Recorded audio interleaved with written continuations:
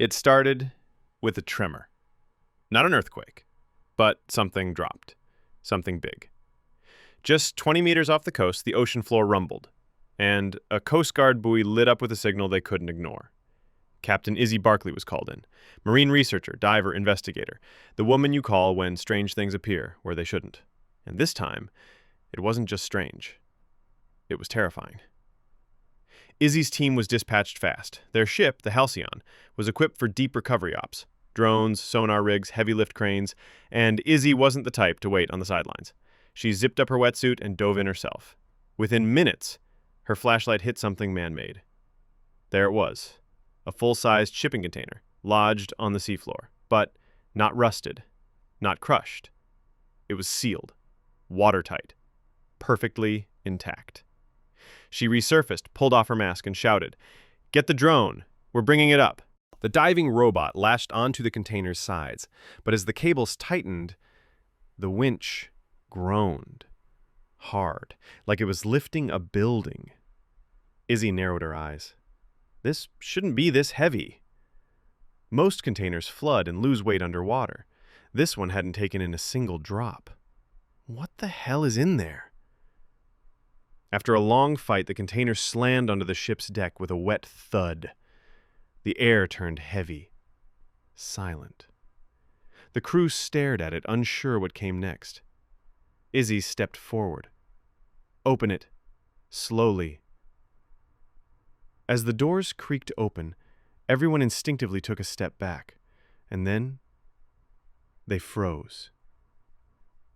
Inside was not cargo, not machinery. It was a living space, a bed bolted to the floor, a couch worn and sagging, a closet, books, photos, a home. On the ocean floor. Nobody spoke. You could hear the ocean wind slicing through the rails. Izzy slowly stepped inside. Her fingers brushed over a family photo. A man, a woman, 2 kids smiling in a sunny backyard. The dust, the personal items, the bizarre familiarity, it didn't make sense. "Did someone live here?" she asked, her voice cracking. And then came a shout from outside. "Izzy, you need to see this!" It had been wedged into a corner beneath the mattress, wrapped tightly, dry. Izzy handled it like a relic. She pressed play. The group held their breath. "If you're hearing this, I need you to listen carefully. My name is Ahmed Osman. I hope this reaches someone. Lives are at stake." The team rushed inside the cabin, replaying the audio on speakers. Ahmed's voice came back, clearer now. "We're being held captive. Forced labor on the Ever Cargo Voyager. Please, someone help us. I don't know how much longer we have." Then it cut off. Izzy sat in stunned silence. This wasn't a fluke. That container didn't fall overboard, it was thrown. She opened the crew logs, typed in the ship name. The Ever Cargo Voyager had been flagged before, docking briefly, almost no cargo transferred, always moving, always just out of reach. Until now. Its last known location? "It's close," Izzy whispered.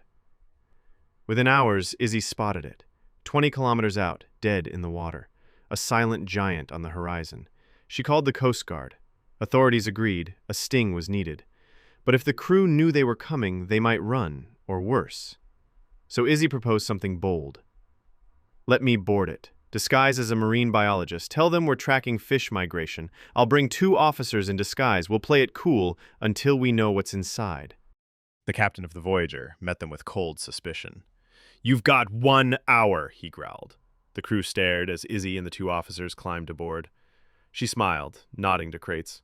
"Looking for signs of overfishing. Shouldn't take long." But she wasn't here for fish. As they walked the deck, she whispered, "Start checking containers. Look for anything unusual. Listen for noise." And then they heard it. A thump. Then a voice. Then silence. They sprinted down the row. One container door swung open, and hands yanked them inside. More than a dozen people, adults, kids, all thin, pale, eyes wide with fear. A man stepped forward. Izzy knew the voice instantly. "You're Ahmed Osman," she said. He blinked, stunned. "You heard it? You found the container?" He looked like he might collapse. "We thought no one would ever come." Ahmed explained everything. For 2 years he'd been trapped here, along with families from multiple countries. The crew? Human traffickers. They used the cargo ship as a prison.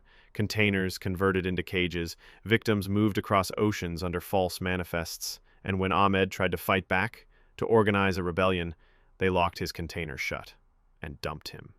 They thought I was dead. Izzy's blood ran cold. This wasn't just a mystery anymore. It was a crime scene. She gave the signal. The disguised officers radioed in the coordinates. A SWAT team was already closing in. The raid was fast and brutal. The crew resisted, but they were outmatched. Within minutes, the ship was under control. Crying families were pulled from containers. Some had been missing for years. Izzy helped Ahmed onto the deck. He stared at the sun like it was the first time he'd ever seen it.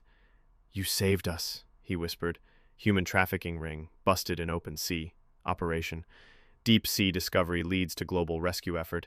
Hidden in plain sight, how a sunken container sparked justice. The story made global headlines. Dozens of victims rescued. Crew members arrested.